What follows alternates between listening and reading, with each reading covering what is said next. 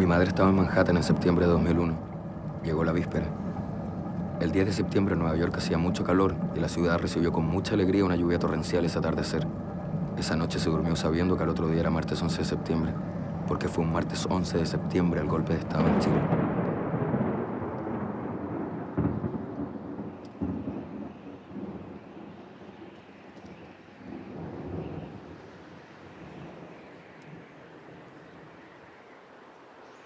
Se despertó con el grito de alerta y lo primero que pensó fue en Chile. Imaginó que estaba ocurriendo otro golpe de Estado. Salió a la calle y estuvo entre el pánico. Ese pánico que podía palparse de tan espeso que era. Dice que fue un día largo, larguísimo, marcado a fuego en la memoria.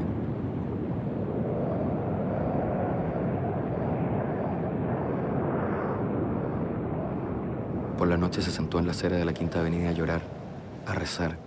Imaginó el dolor que habría en miles y miles de hogares a su alrededor. La ciudad estaba paralizada por el terror. Estuvo mucho tiempo rezando hasta que pasaron taxis sin el asiento trasero para transportar cadáveres.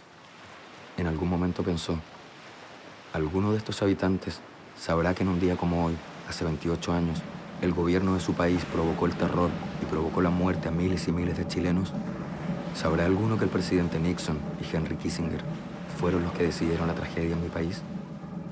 Toda la historia nos enseña que la opresión de un pueblo sobre otro crea las condiciones para devolver el golpe. Pese a la impunidad de los culpables, hay otra forma de justicia: la memoria. Que no se olvide, que las nuevas generaciones recuerden.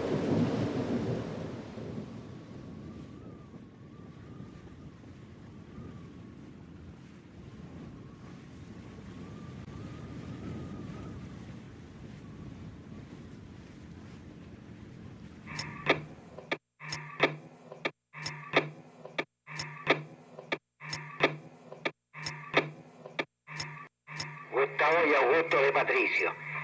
Hay una comunicación, una información de personal de la Escuela de Infantería que está ya dentro de La Moneda. They say that Allende committed suicide and is dead now. Díganme si entienden. Entendido, digo perfectamente, cambio.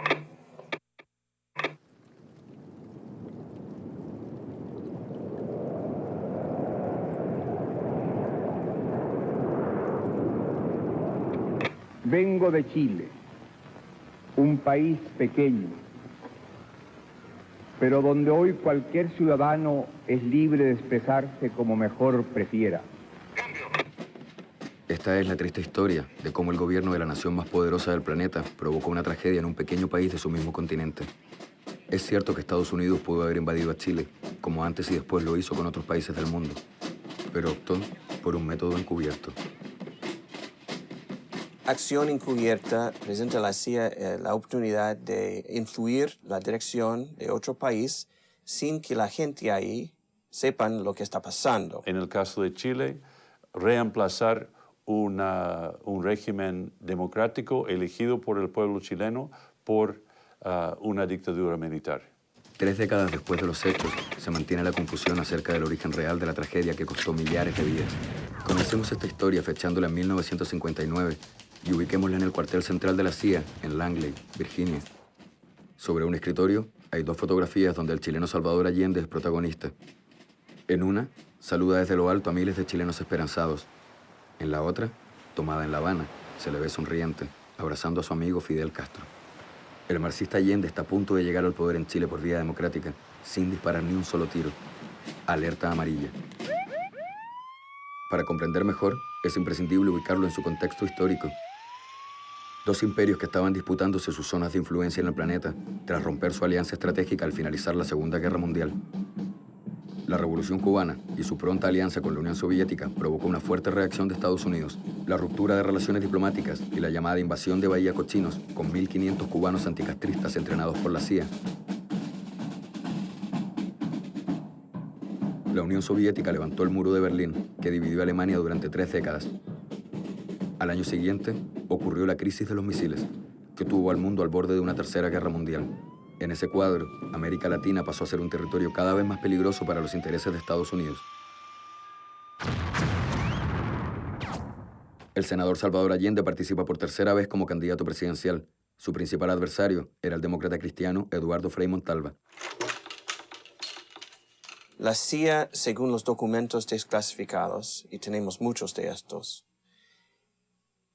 pagó la mitad de los gastos de la campaña de los demócratas cristianos. Objetivo: impedir el triunfo del candidato Allende. Lo dice con toda claridad el memorándum Top Secret enviado por el secretario de Estado Dean Rusk a la Casa Blanca con fecha 14 de agosto de 1964. Estamos haciendo nuestro mayor esfuerzo encubierto para reducir la chance de que Chile sea el primer país americano en elegir como presidente a un marxista declarado. A finales de los años 60, el mundo estaba convulsionado.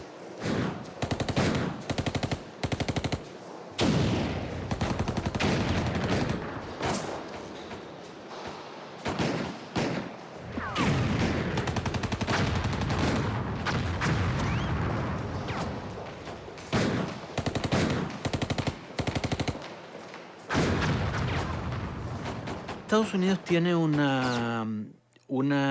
historial de intervención en el periodo de los 60 en Chile que está autentificado por las propias investigaciones hechas por las autoridades norteamericanas. O sea, aquí no estamos inventando nada, ni estamos culpabilizando a nadie que no haya reconocido sus propias culpas. Para que nadie piense que estamos haciendo una acusación sin base de sustento en la realidad, aclaremos las fuentes de información. Esta investigación está basada en los documentos desclasificados de la CIA. Con estos documentos, el Senado norteamericano decidió iniciar una investigación a fondo. El Senado decidió de crear un panel con un senador muy interesante, muy especial, que se llamó Frank Church, y por eso se llama la Comisión Church.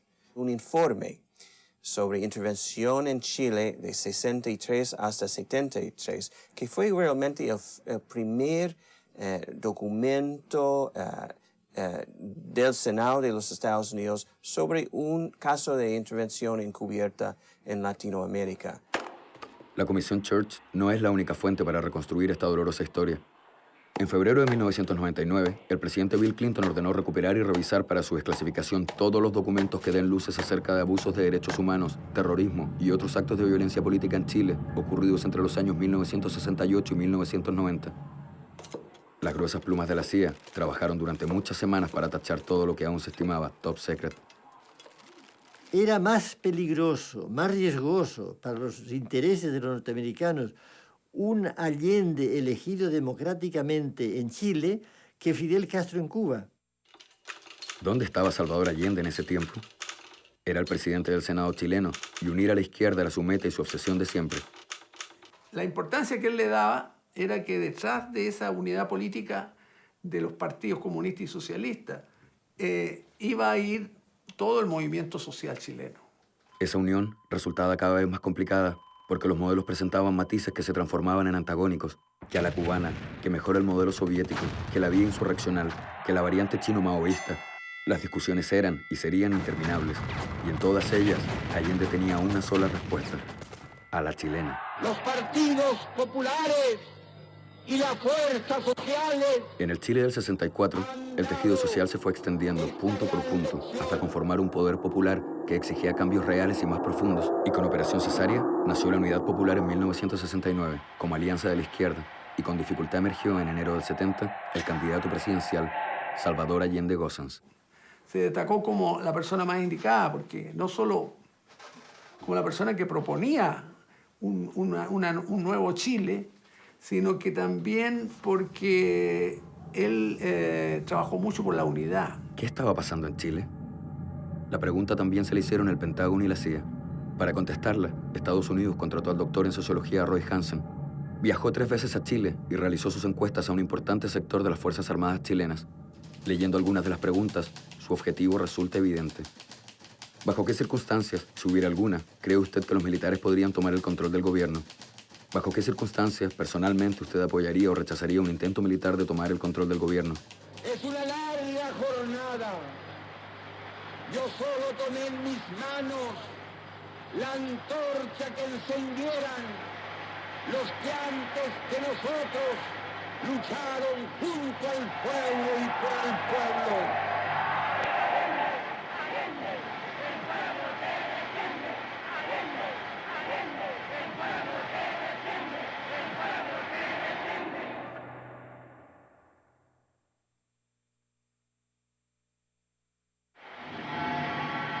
El pueblo fervoroso nada sabía de lo que estaba ocurriendo en Washington.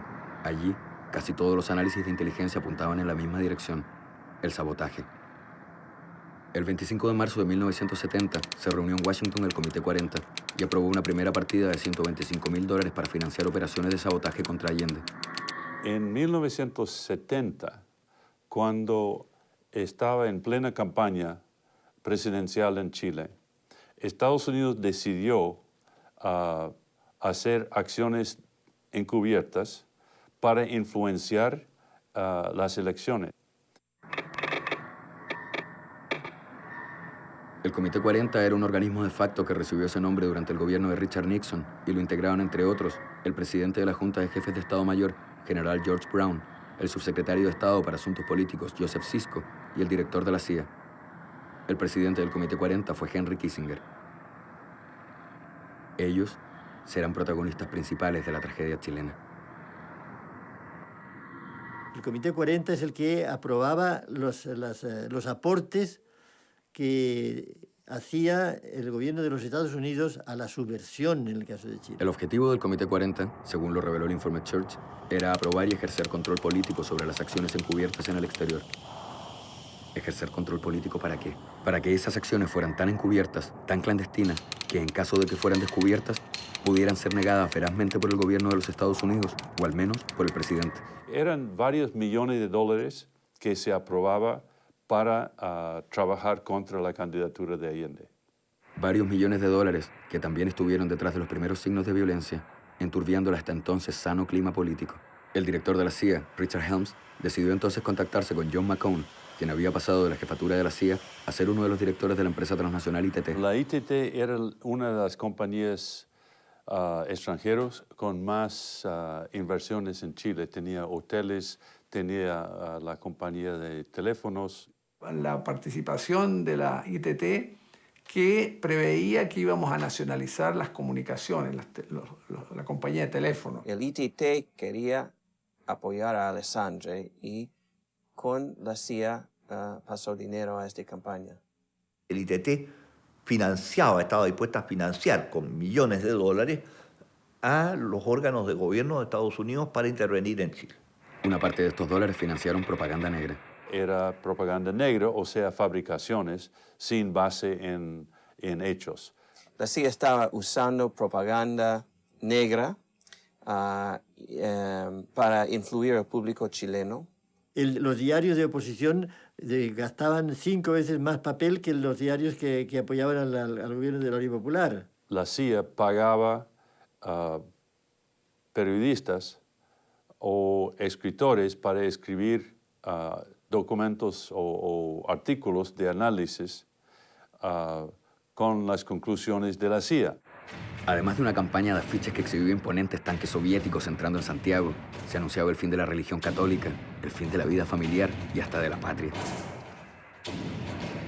Fue un gran esfuerzo de crear miedo en el pueblo chileno contra Allende, contra el comunismo. No veo por qué tenemos que sentarnos a esperar viendo cómo un país se vuelve comunista debido a la irresponsabilidad de su propio pueblo. Se catalogó a los chilenos como un pueblo irresponsable, y el gran papá tendría que imponer orden si este irresponsable pueblo tomaba decisiones erradas. Era una cuestión política, y Kissinger mantenía, como sabemos, la teoría del dominó, que según él caía Chile para ellos, era una derrota, y esto iba a traer influencia en toda América Latina e incluso en Europa. Un anexo de la CIA tiene por título Opción Extrema, derrocar a Allende, y analiza las ventajas y desventajas de instigar un golpe militar. Son instrucciones funestas, son instrucciones de producir un golpe de Estado de inmediato atroz.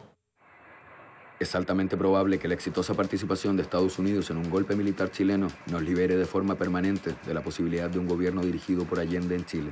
Y que no pudieron aplicarse el 70 por resistencia dentro de Chile, incluso en 70 de las propias Fuerzas Armadas. Un fracaso que seguramente significaría la revelación de la participación de Estados Unidos tendría consecuencias graves sobre nuestras relaciones con Chile, en el hemisferio, en Estados Unidos y en otros países del mundo.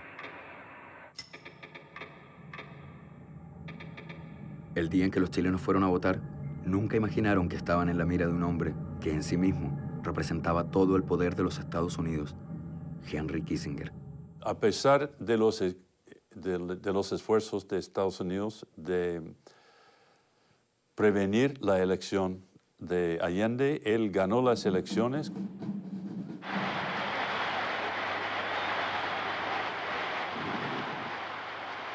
Un triunfo por mayoría relativa, con el 36.3% de los votos. El Congreso tendría que confirmar al vencedor. El Comité 40 se reunió de urgencia para discutir los cursos de acción a seguir. Un golpe militar contra Allende tiene pocas posibilidades de éxito si no se lleva a cabo a la brevedad. El asesor Kissinger pidió una evaluación de las eventualidades que provocaría un golpe militar organizado ahora mismo en Chile con la asistencia de Estados Unidos. Con fecha 12 de septiembre de 1970, Corry, el embajador en Santiago, envió esta comunicación al Departamento de Estado. Creemos que en este momento está claro que los militares chilenos no están dispuestos, repito, no están dispuestos a intervenir para prevenir el ascenso de Allende al poder, sin que exista previamente una improbable situación de caos nacional y de violencia general. Llegó al país Edward M. Corry, nuevo embajador de Estados Unidos en Chile. Posteriormente se dirigió al Palacio de la Moneda, donde presentó sus cartas credenciales al presidente de la República, Eduardo Frei, con quien intercambió ideas e impresiones, declarando su admiración por Chile como ejemplo de democracia en América. 10 días después de la elección de Allende, el presidente de Pepsi-Cola, Donald Kendall, se apersonó en la Casa Blanca y le pidió a Nixon que le concediera una urgente audiencia a un chileno amigo y socio suyo, Agustín Edwards, el propietario del Mercurio. La reunión entre Nixon y el chileno Edwards se realizó el día 15 de septiembre. Se produjo una reunión en la Casa Blanca, subterráneo de la Casa Blanca estaba la oficina de Kissinger. Se produjo en la oficina de Kissinger. También asistió el ministro de Justicia de Estados Unidos. Augustine Edwards entró en una conspiración con el gobierno de los Estados Unidos. Él llegó a Washington para empujar para una política dinámico y agresivo contra Allende. Kissinger, en sus memorias, le endosa al chileno Edwards la responsabilidad de haber presionado a Nixon. Evidentemente. Es por lo que oyeron de Agustín Edwards que decidieron tomar esa decisión. Y se queda en Estados Unidos. Es nombrado vicepresidente mundial de la Pepsi-Cola. Y no regresó en toda la época del gobierno de la Unidad Popular. Richard Helms, el hombre de la CIA, anotó en su libreta de apuntes las instrucciones de Nixon tras la reunión con Edwards. Gastar duro. No importan los riesgos que haya que correr. Los mejores hombres disponibles. 10 millones, los que sean necesarios. Hacer aullar de dolor a la economía chilena. Se le intentó derrocar antes que asumiera, porque se sabía la dirección que iba a tomar el proceso. Ese mismo día de la reunión, le llegó la orden presidencial al embajador en Santiago. El embajador finalmente recibió un mensaje del Departamento de Estado dándole luz verde para moverse a nombre del presidente Nixon. El mensaje le dio la máxima autoridad para hacer todo lo posible. Estados Unidos aprovechó ese lapso de tiempo para hacer una acción cubierta, que era de lo más importante, lo más fuerte, lo más radical que Estados Unidos ha hecho en cualquier parte del mundo. El par de hojas desclasificadas de los archivos secretos dice en su encabezado, Subject, Genesis of Project Fugel, algo así como el cinturón para Chile. El presidente Nixon ha decidido que un gobierno de Allende no era aceptable para los Estados Unidos. El presidente pidió a la agencia evitar que Allende llegue al poder o derribarlo. La agencia debe realizar esta acción sin coordinarse con el Departamento de Estado o de Defensa. Fue una operación que Richard Nixon ordenó el 15 de septiembre de 1970. El presidente Nixon puso en el campo a 2 equipos para conseguir un mismo objetivo. Uno vestía la camiseta oficial de Estados Unidos y estaba dirigido por el embajador Corry. Debía operar bajo un plan llamado Track One. Track One fue el track constitucional en términos de la CIA. Comprar votos de los congresistas chilenos para no ratificar la elección de Allende. Alessandri tenía la segunda votación. Entonces la triquiñuela consistía en elegir a Alessandri. Y Alessandri, inmediatamente de ser elegido, iba a renunciar, con lo cual Frei podía volver a presentarse, aunque Alessandri hubiera sido elegido por un solo minuto. El expresidente podía retornar la moneda sumando los votos del Partido Demócrata Cristiano y de la derecha. A pesar de estos esfuerzos, Frei rehusó interferir con el proceso constitucional y la maniobra de reelección se derrumbó. Fracasado el método político, quedó en el escenario el Track 2. Track 2, donde la CIA puso la gran mayoría de sus recursos y su energía, fue de estimular un golpe de Estado. Se trataba de crear las condiciones, el caos necesario para justificar la intervención militar. El 17 de septiembre, el vicepresidente de la transnacional ITT, Edgar Gerety, recibió un informe desde Chile. Algún grado de derramamiento de sangre parecía inevitable. Sabemos que al ejército se le ha asegurado plena ayuda material y financiera de parte del establishment militar de Estados Unidos. La transnacional especulaba con cuál sería la respuesta en caso de ir a golpear a la puerta de los cuarteles. Se cumplía un mes desde que Allende había sido elegido por mayoría relativa. El presidente Nixon tuvo otra reunión con Kissinger. Las instrucciones en los documentos, los Estados Unidos quiere un golpe de Estado. Vamos a apoyar un golpe de Estado en Chile y que los militares deben conocer este hecho. Este fue instrucciones directas en los documentos de la CIA de sede a la estación en Santiago. La oficina central de la CIA envió a Santiago este informe el 16 de octubre. La política firme y continuada es que Allende sea derrocado por un golpe.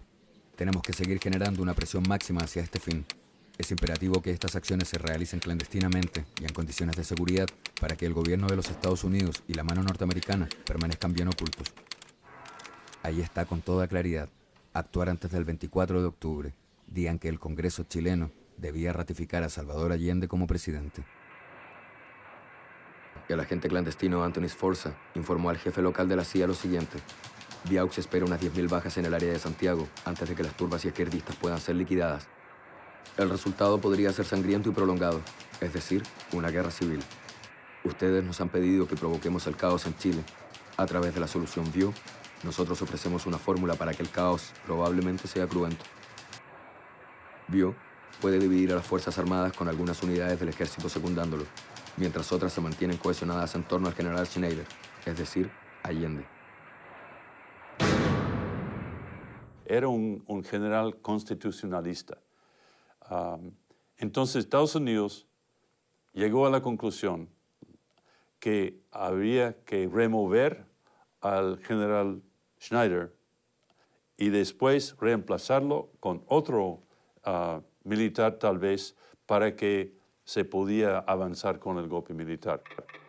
Sabemos, por un reporte de la CIA, que para provocar el golpe y colaborar con el ataque al general Schneider, llegó a Chile un número indeterminado de agentes al mando de David Atlee Phillips. Con una experiencia de 25 años en la CIA, este hombre anota en su historial el derrocamiento del presidente guatemalteco Jacobo Arbenz en 1954, un rol clave en la fracasada invasión a Cuba de 1961, y hay fuertes indicios de que él fue el agente de la CIA que, bajo la chapa de Maurice Bishop, se reunía con Lee Harvey Oswald, el misterioso hombre a quien se culpó de asesinar a Kennedy. El caso es que David Atlee Phillips no era un agente más de la CIA.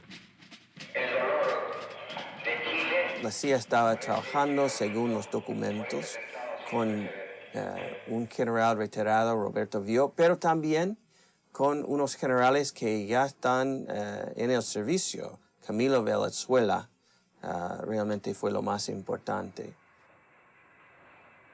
¿El sacrificio de la vida del general Schneider? Inmediato, Santiago. Subametralladoras y municiones están siendo enviadas por correo regular. Salen de Washington a las 7 horas del 19 de octubre y deben llegar a Santiago el 20 o 21 de octubre. Una reunión clandestina en las horas muy tempranas por la mañana.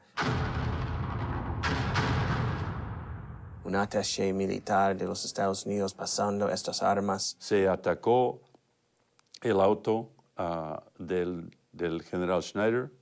Cuando el general Schneider iba a su oficina. Se disparó contra él, él sacó su pistola para defenderse y lo mataron. Estaba fusilado. El dolor de Chile por este atentado sin precedentes. Querría que usted supiera que me siento apenado de que este acto repugnante haya ocurrido en su país. Sinceramente, Richard Nixon.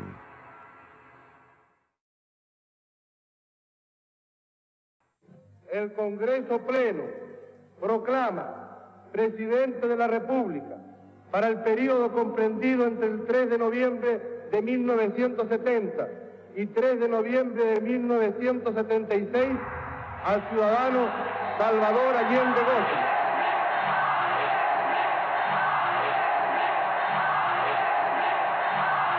Este triunfo debemos dárselo en homenaje a los que cayeron en las luchas sociales y regaron con su sangre la fértil semilla de la revolución chilena que vamos a realizar.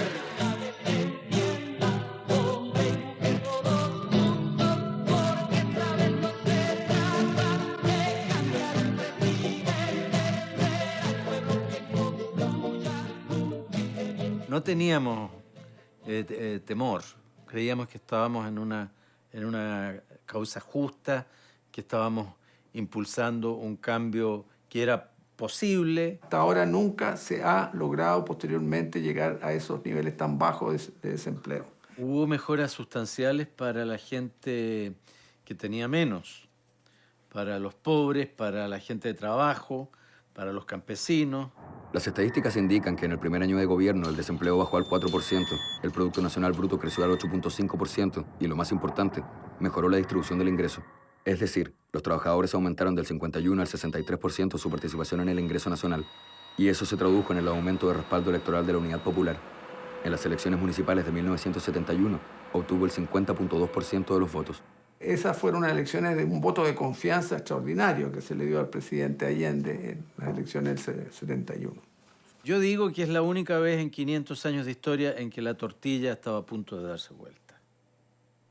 Todo esto es parte esencial de nuestra política y se halla en pleno proceso de ejecución.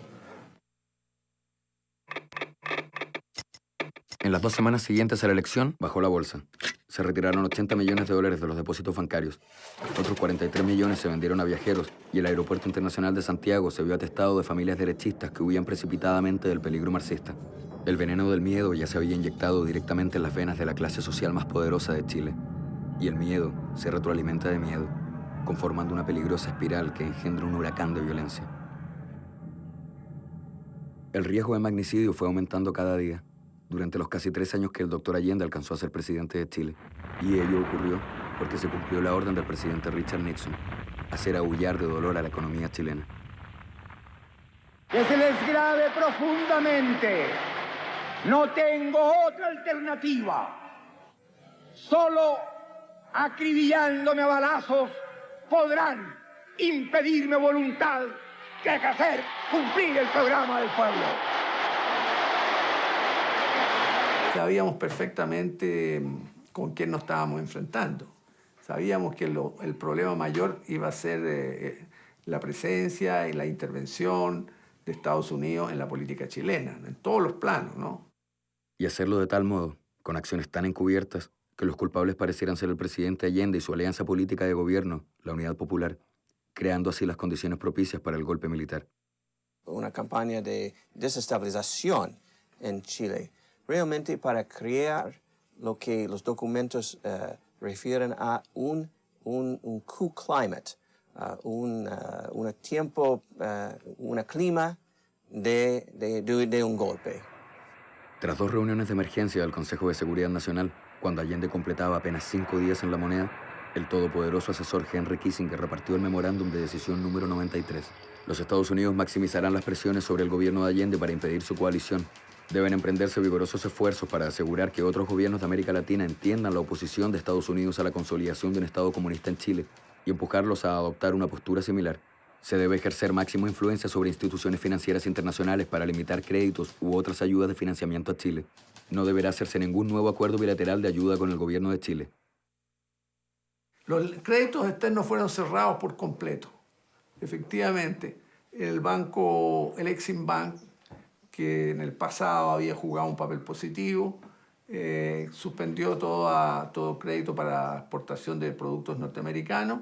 El presidente decidió que el director de la Oficina de Preparación de Emergencias haga un estudio acerca de las posibles conductas del mercado mundial del cobre, los stocks disponibles y otros factores que puedan afectar el mercado del cobre chileno. Firmado, Henry Kissinger.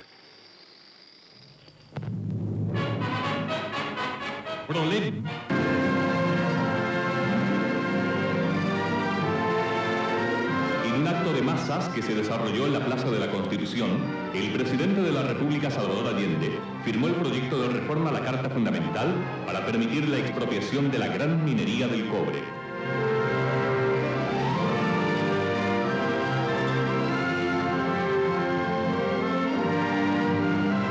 El presidente explicó que al dar este paso se está encarando una gran posibilidad para nuestra patria y que se realiza como un derecho de Chile para que éste pueda ser propietario de su riqueza más importante y dueño de su destino económico.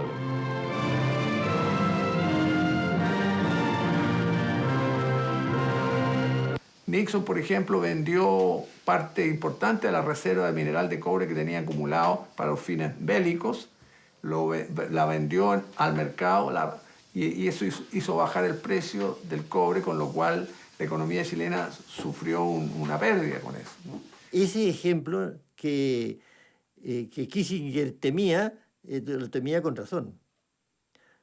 Por la vía democrática, por la vía rigurosamente democrática, se hizo la nacionalización del cobre en Chile.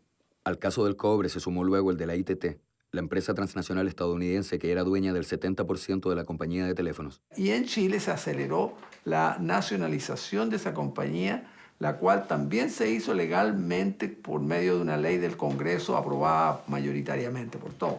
Así, entre las compañías del cobre y los servicios telefónicos, Nixon enarboló la bandera del derecho de propiedad. Las compañías afectadas tenían derecho a una compensación inmediata, justa y eficaz. Yo personalmente sostengo que si el gobierno del presidente Allende hubiera pagado lo que las empresas del cobre querían, de todos modos el conflicto habría persistido, porque era un conflicto político. El director de la CIA, Richard Helms, aseguró en sus memorias que Nixon no quería perder a Chile como Kennedy había perdido a Cuba, y los miedos de Nixon y Kissinger se potenciaron hasta el punto de no ser capaces de hacer diferencias. No pudieron entender que Chile, lejos del escenario del conflicto de la Guerra Fría, estaba dando curso a su historia, utilizando otros parámetros, los de su propia experiencia y los de sus propios sueños. La oposición de derecha transformó a la economía en un campo de batalla y la política de la CIA y del gobierno norteamericano también transformaron la economía chilena en el campo principal de batalla. Entramos en guerra. Si yo mañana sigo de presidente de la SOFOFA, va a ser con conciencia clara que montamos una guerra. El transporte de mercaderías fue boicoteado por la paralización de los gremios de dueños de camiones. La Comisión Church pudo establecer que el Comité 40 aprobó la entrega de $100.000 a organizaciones empresariales en octubre de 1972, durante la primera huelga de camioneros. Para octubre, imagínense cómo se gastaba la plata para octubre, teníamos que darle de comer y de esto todos los días a miles de personas. Así, la batalla por la producción estaba perdida de antemano.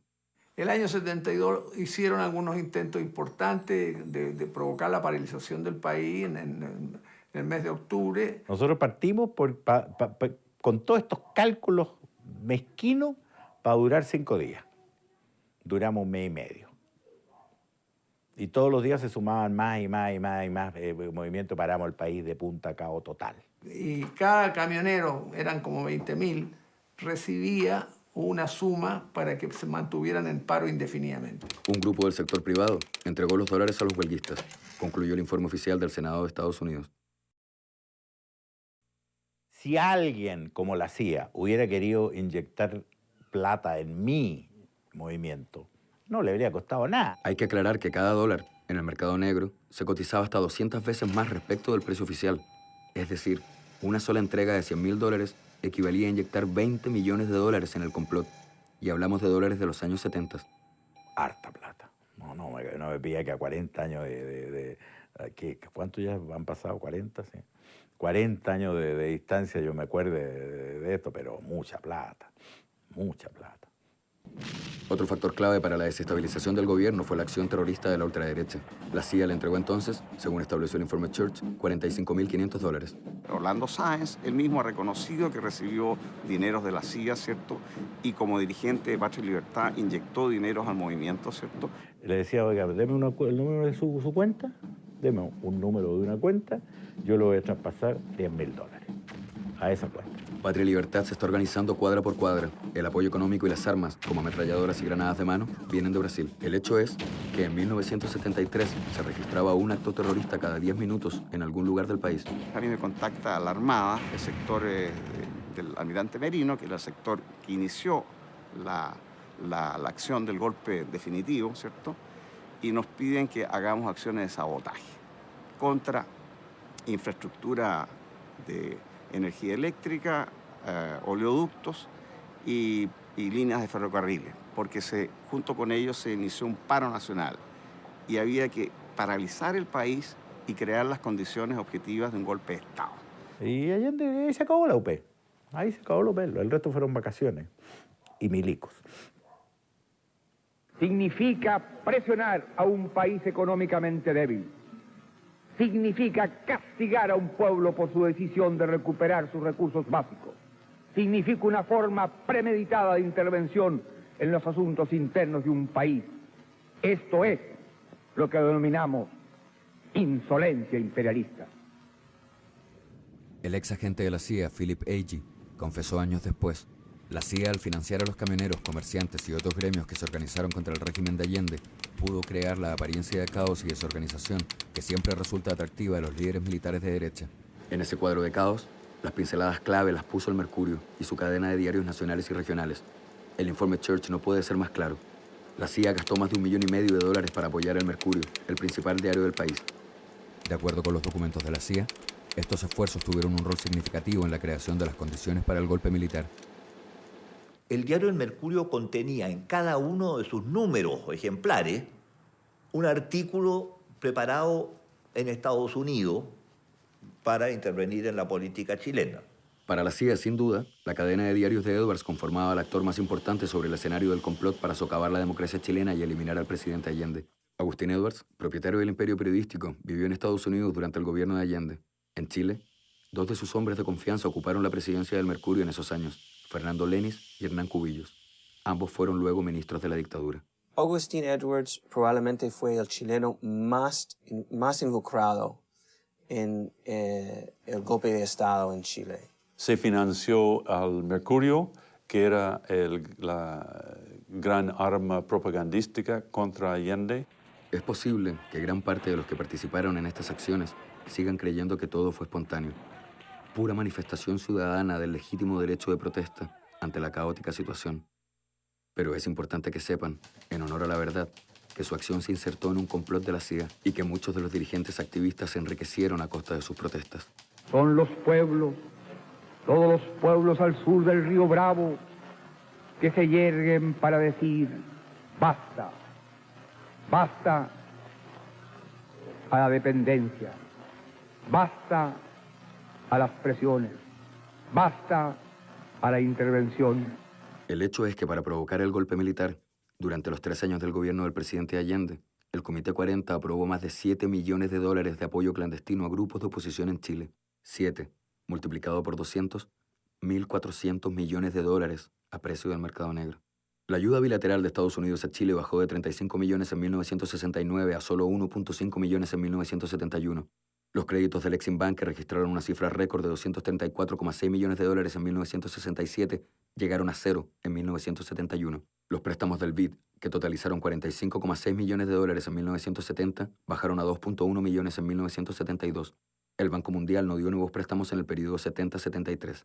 Además, Estados Unidos presionó en el Club de París para que se rechazara la renegociación de la deuda externa de Chile, una deuda que se había contraído en los 2 gobiernos anteriores, una deuda tan grande que en la estadística global era calificada como una de las más altas per cápita del mundo. Los créditos comerciales para comprar repuestos bajaron de 300 a solo $30 millones. De este modo, Hacia finales de 1972, un tercio de los camiones diésel del mineral del cobre Chuquicamata, el 30% de los buses privados, el 21% de los taxis y el 33% de los omnibuses estatales no podían operar por falta de repuestos o de neumáticos. ¿Qué pasó entonces con la ayuda militar? Bajó al comienzo, solo $5.7 millones en 1971, para subir a 12.3 millones y 15 millones en 1972 y 1973 respectivamente. Aumentaron también los cupos para entrenamiento de personal militar chileno en Fort Gullick, Panamá, de 181 cupos en 1970 hasta 257 en el año 73 para preparar oficiales en tareas de contrainsurgencia en la tristemente célebre Escuela de las Américas. Estábamos planeando un golpe de Estado militar que acabara con el gobierno de Allende y con la Unidad Popular. Dicen que fue justamente el día de esa última elección, el 4 de marzo de 1973, cuando la empresa conjunta de Nixon y Kissinger entró en la recta final para llegar a la meta. En el informe de la CIA, fechado 6 de marzo de 1973, se lee: se están discutiendo nuestras futuras opciones a la luz de los decepcionantes resultados electorales que le permitirán a Allende y a la Unidad Popular llevar adelante su programa con mayor fuerza y entusiasmo. La Casa Blanca decidió que solo había una opción, un golpe muy cruento que instaurar una brutal y larga dictadura. Con fecha 14 de marzo, el nuevo jefe de la estación CIA en Chile, Ray Warren, envió un cable a la central bajo el título Elecciones legislativas post-mortem. La estación cree que debemos intentar inducir a la mayor parte posible de las Fuerzas Armadas, o todas, a tomar el poder y destruir el gobierno de Allende. La estación cree que se debe lograr la creación de un renovado clima de incertidumbre política y crisis controlada para poder estimular a los militares a considerar seriamente una intervención. Los chilenos prácticamente no tuvieron escapatoria. Defendiendo u oponiéndose al gobierno de Salvador Allende, la mayor parte de los ciudadanos jugaron un papel en un trágico libreto que se escribió en Estados Unidos. Hacia fines de julio de 1973, la CIA Santiago informó que la coordinación del plan para el golpe de Estado estaba casi finalizada. ¿Qué los detenía? Nuevamente, la presencia de un comandante en jefe constitucional, el general Prats.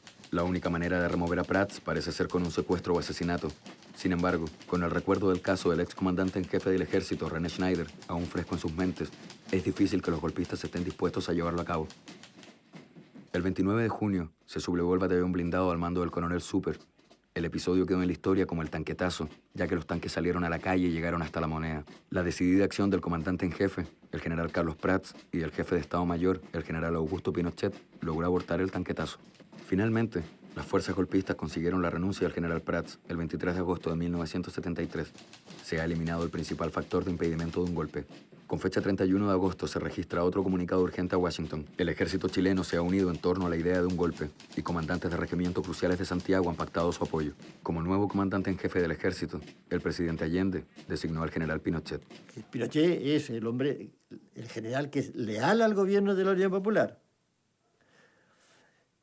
De manera que Prats tenía la idea de que este era el hombre que realmente podía significar la unidad del ejército para evitar el golpe militar que él se daba cuenta que se estaba fomentando. De madrugada, en las primeras horas del sábado 8 de septiembre, la estación Santiago de la CIA despachó a su central otro informe. La Armada está programada para iniciar un movimiento destinado a derrocar al gobierno del presidente Salvador Allende. Informa que si Allende renuncia o llama a plebiscito, se produciría una postergación de los planes de la Armada.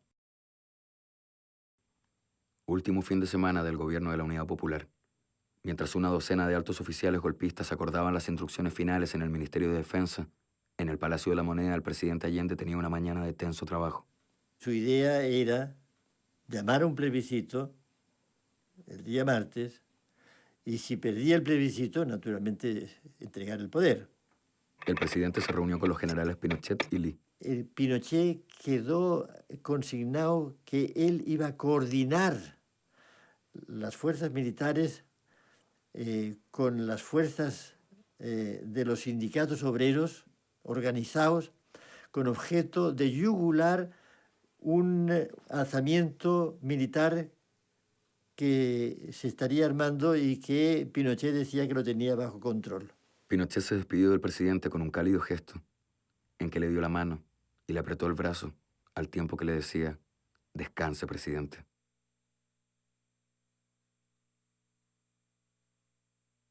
En el puerto de Valparaíso, los almirantes golpistas comulgaban en la capilla naval. Pinochet, en su casa, tomó la lapicera para firmar el pacto golpista. El papel decía escuetamente: «El día D será el 11 y la hora H las 6 a.m. La estación CIA confirmó a la central en Virginia que todo estaba preparado. En el Ministerio de Defensa, los hombres de uniforme almorzaban al mismo tiempo que daban los toques finales para poner en marcha su maquinaria de guerra. Y en La Moneda, el presidente de la República informaba sobre su plan político a sus más cercanos colaboradores. Y agreguemos un tercer escenario, en la Embajada de Estados Unidos. En una de las salas se estaba transmitiendo el mensaje a la CIA, donde claramente, pese a los profusos tachados con que fue desclasificado, se lee: un intento de golpe se iniciará el 11 de septiembre. Las 3 ramas de las Fuerzas Armadas y Carabineros están todas involucradas en esta acción. El presidente tiene programado un discurso nacional para la tarde del 10 de septiembre. Podría usar esta ocasión para anunciar alguna propuesta dramática, como sería llamar a un plebiscito que nuevamente haría vacilar a los conspiradores. Pero el presidente Allende había postergado su discurso para la mañana del martes 11.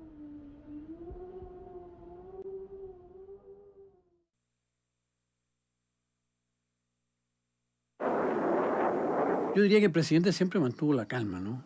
Sabiendo lo que iba a pasar, ¿no? Porque él sabía que ese era el final.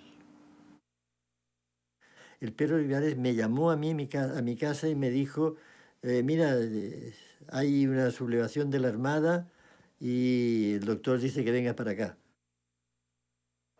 Nos enteramos por la radio del automóvil que el presidente ya se había ido sin escolta completa hacia La Moneda. Le salva el presidente de la República.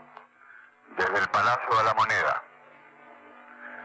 Informaciones confirmadas señalan que un sector de la marinería habría aislado Valparaíso, lo cual significa un levantamiento en contra del gobierno legítimamente constituido, del gobierno que está amparado por la ley y la voluntad de los ciudadanos. Yo estoy aquí, en el Palacio de Gobierno, y me quedaré aquí defendiendo el gobierno que represento por la voluntad del pueblo. Tengo la certeza de que los soldados sabrán cumplir con su obligación. Ese día, la preocupación principal del presidente era que tratar de manejar la situación hasta donde se pudiera políticamente. Y también hablé posteriormente con el edecán naval, quien me confirmó de que Allende está en La Moneda. Entonces hay que estar listo para actuar sobre eso. No vale matar la perra, se acaba la moneda. Exacto. Pero rápidamente se tuvo conciencia que había unidad en todas las Fuerzas Armadas. Yo hablé personalmente con él. Le intimé rendición en nombre de los comandantes en jefe. Rendición incondicional, no hay parlamentar. Pero tiene la presidenta sacarle del país. Pero la avión se cae y después cuando vaya a volar. Conforme. Él contestó a los primeros bandos de que él no se iba a mover de La Moneda. El edecán naval me dijo que el presidente anda con un fusil ametralladora que tenía 30 tiros y que el último tiro se le iba a disparar en la cabeza. Si esas son novelas, nomás te puedo dispara ni una batida al goma. A las 12 en punto se bombardea. En ese bando se insta a renunciar al presidente de la República. No lo haré. Señalo mi voluntad de resistir con lo que sea, a costa de mi vida, para que quede la lección que coloque ante la ignominia y la historia a los que tienen la fuerza y no la razón. Estudiar posibilidad allanar estudios Radio Magallanes. Continúa transmitiendo. Las tanquetas que se encontraban afuera que defendían La Moneda se van y se colocan al revés.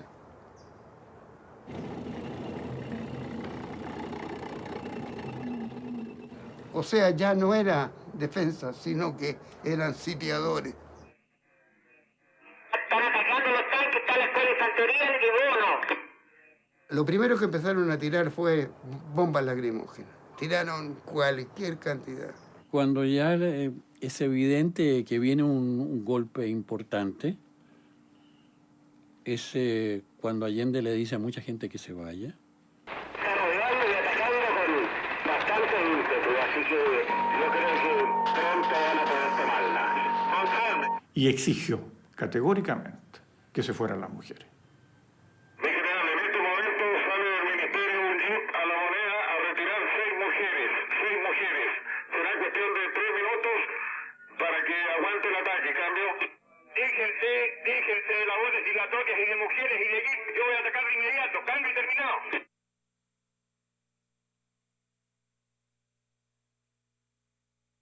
Pagaré con mi vida la lealtad del pueblo. Mis palabras no tienen amargura sino decepción, y serán ellas el castigo moral para los que han traicionado el juramento que hicieron. Ya no quedaba nadie. Quedábamos los 50 que estábamos adentro. No acepten ningún parlamento, el parlamento es diálogo, rendición incondicional. Si no, vamos a bombardear Control. Ya se le comunicó que en 10 minutos más se va a bombardear La Moneda. Que habían disparado 175.000 tiros. Y éramos 60 personas. Los Hawking Center deben estar sobre La Moneda a un cuarto de las 12, sean aproximadamente 7 minutos más. Absurdo la lucha esa desproporcionada con todas las Fuerzas Armadas y con 50 personas dentro de La Moneda. Y pedían que nos rindiéramos, que iban a bombardear, que nos rindiéramos. Y nos empezamos a ubicar dónde nos íbamos a quedar todos, ¿no? Porque ya estaba anunciado el bombardeo aéreo.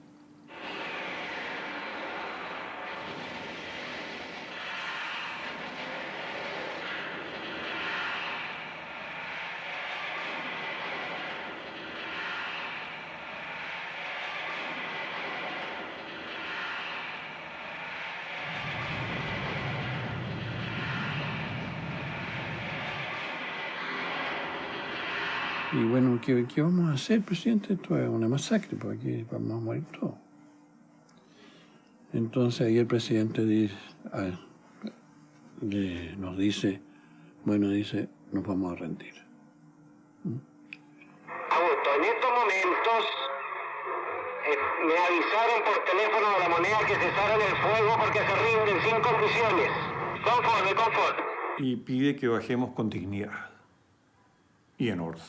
La opinión mía es que estos caballeros se toman y se mandan a cara a cualquier parte. Y por último en el camino lo van tirando conforme. El embargo hasta el final y no se apague el incendio. Y el presidente pasa despidiéndose de todos nosotros, dándole la mano, muchas gracias, compañero, y se va. Él iba a ser el último que iba a salir.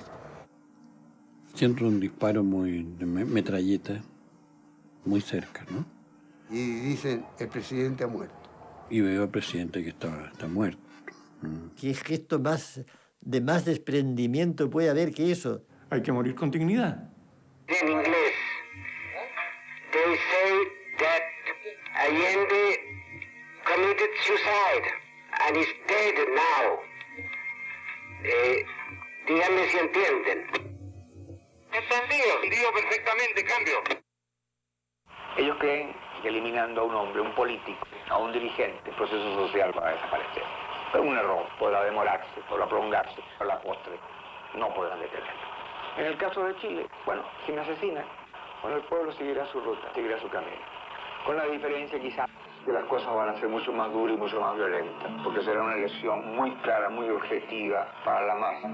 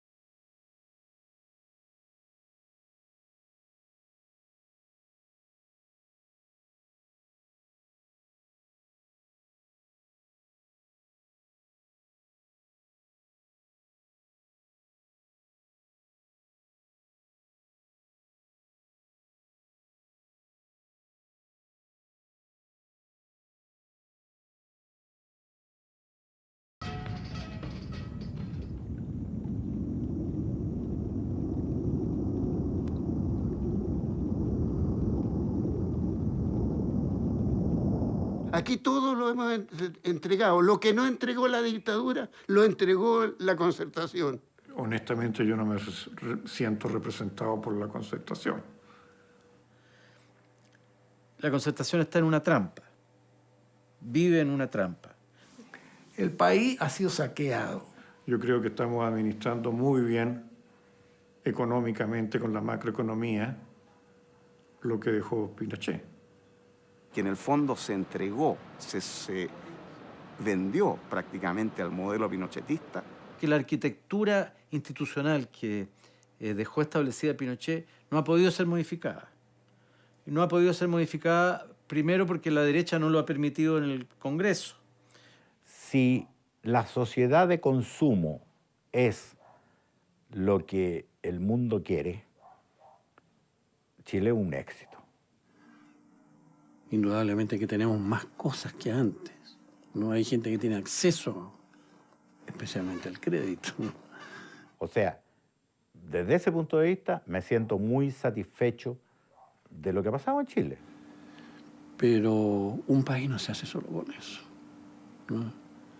Un país se hace culturalmente, espiritualmente. En este país se perdió el concepto de solidaridad. Yo no creo que encuentres ahora 8 personas que estén dispuestos a sacrificarse ad honorem. Ese espíritu que teníamos de entregar lo que fuera por hacer un Chile más igualitario, yo creo que eso ya no existe. Ya creo que es un Chile muy egoísta el actual. En primer lugar siento amargura. Amargura porque el mundo que le estamos dejando a los jóvenes, yo siempre pensé de que iba a ser mejor que el que yo había vivido. Hay una deuda muy grande, social, económica, que la gente la siente. No me gusta el Chile actual, ¿no? Encuentro que lo importante es tener cosas, ¿no? No es el país que soñamos. No es la sociedad que soñamos.